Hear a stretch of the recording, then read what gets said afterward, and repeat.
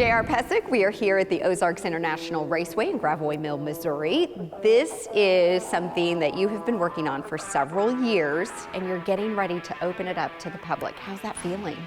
Feels good to get it done. We're proud of what we've accomplished here. We think we've built one of the most challenging pro tracks in the country. Now we're very interested in getting the pro teams here and to get their opinion of the track, which we've already started. And so far it's been very good on what the replies that we've heard, and people like what they see. So hopefully we'll continue to get those as we do our more testing and bring more teams here to the track. Was this a lifelong dream of yours? No. No, it's just something that we drove around the country racing for the last several years with IMSA and SRO, and we always want to know why we're not racing in the Midwest. We drove through Missouri back and forth, and there's nothing here. So we looked around for a while, a couple different locations, one in Iowa and a couple different locations around here, to try to build a racetrack, to try to bring something here. And I think one of the important parts that we did here is to bring racing back to the Midwest. There's no pro road courses around us. Our closest ones are probably 8 to 9, 10 hours away. So we try to bring that back to the Midwest, and we think we've accomplished it here. So you're familiar with Missouri's landscape. Yes. You looked at a lot of different places. Was there something about the Ozarks that you knew this would be a prime location for what you were going for? Well, in racing, we raced a couple of intercontinental series, and we always seem to be going back to certain places the same repeatedly over and over. And the intercontinental races, they bring people in from other countries, and they always want to have those races at places that have destinations. So they bring people over, they want to be here for 10 or 14 days, they want to be at a destination.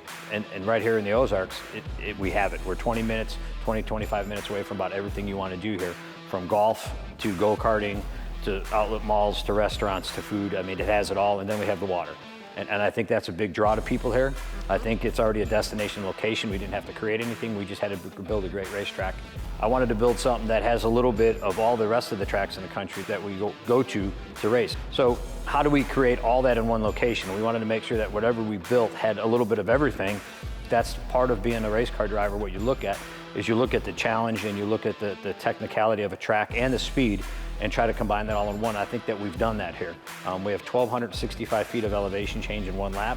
The track is 3.97 miles long, and it'll be 3.97 miles of working your car from left to right and back over the hills and crests. There's 7 blind corners and crests, and we think that adds a lot of the excitement to the track. But we hope that we've built a pro track and that it becomes a destination for race car enthusiasts to come. And not just of the pro series, but we think the amateur series and the people that want to look into pro racing or just for an experience, that we feel that we can bring you here and give you that little knowledge of what racing and road racing really is in the United States.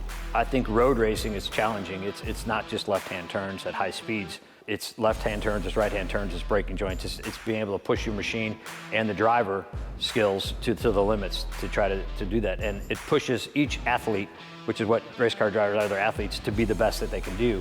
And that's something that we really tried to push to the limit here. And I think that we've done it. My road grader was my pencil, and my bulldozer is my eraser. And we've done a lot of erasing and fixing stuff and making it better.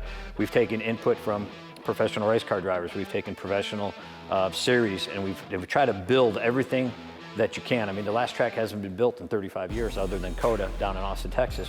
So how do we build what everybody wants into one track? You know, some of the biggest things that we hear from the older racers are, don't build decreasing radius corners.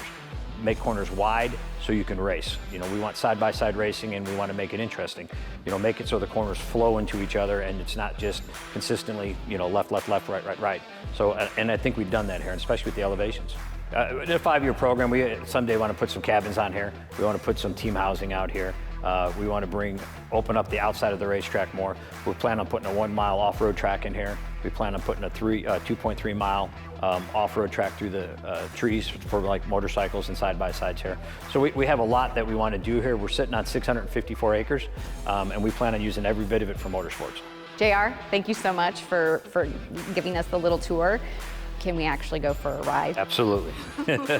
Let's go.